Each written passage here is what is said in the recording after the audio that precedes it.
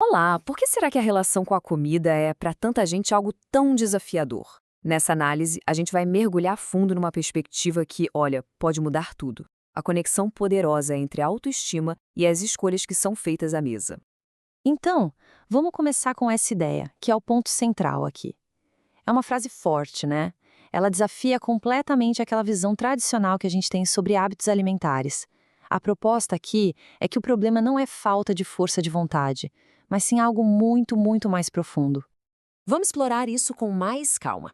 Nesta primeira parte da análise, a gente vai mudar o foco.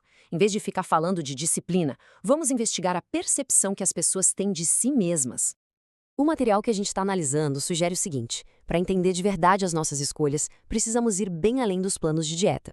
O que está em jogo aqui é como uma pessoa se vê, qual o seu senso de identidade e, principalmente, se ela acredita que merece ser bem cuidada. E olha, este slide aqui ilustra essa diferença de um jeito brilhante. De um lado, tem a visão comum, aquela que todo mundo conhece: focar em caloria, disciplina, força de vontade. Do outro, a realidade mais profunda, a psicológica, que fala sobre o valor próprio e a nossa necessidade de pertencer. E é aqui que a análise aponta como a comida, muitas vezes, é usada para lidar com necessidades emocionais que não foram atendidas.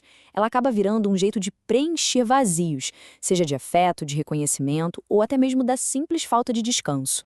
Agora, vamos para a próxima parte para ver como isso tudo funciona na prática. Como é que os pensamentos internos acabam criando os comportamentos alimentares que a gente vê por fora? A conexão, olha, é bem mais direta do que se imagina. Para a gente entender essa ligação, a análise usa o conceito da terapia cognitivo-comportamental, a TCC.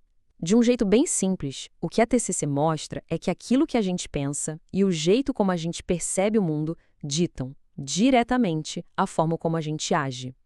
E este slide aqui mostra bem o poder dessas crenças mais enraizadas.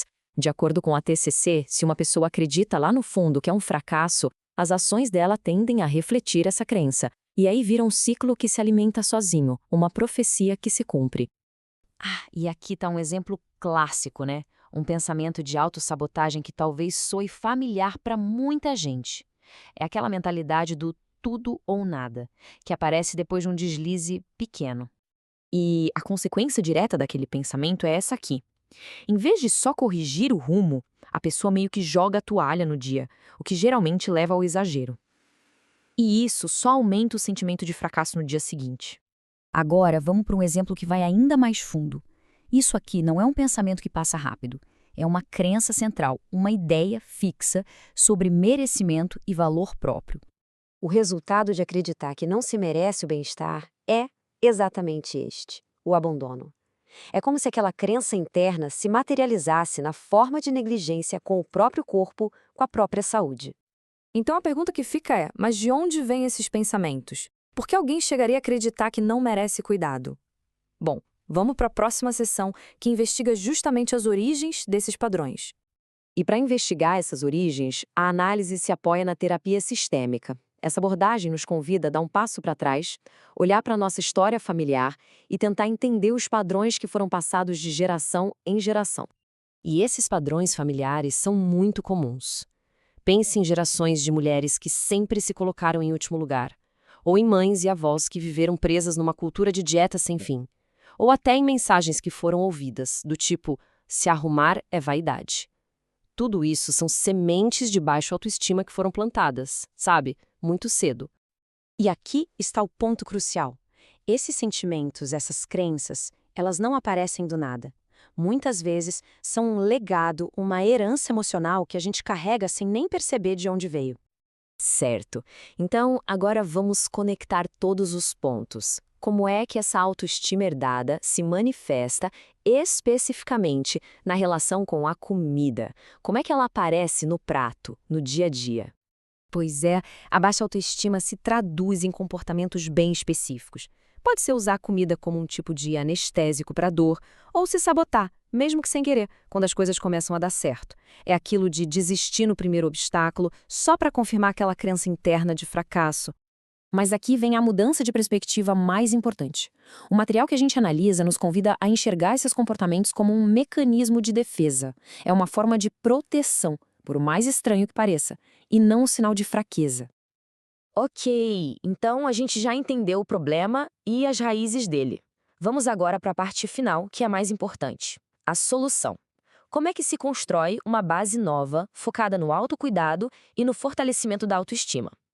E olha, quando a autoestima começa a crescer, os resultados são transformadores, são concretos. A compulsão diminui, a culpa vai embora e a consistência vira algo natural e não uma coisa forçada.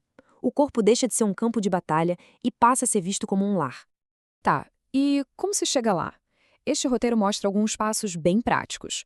Começa com a autoobservação, investigar a origem daquela voz interna crítica.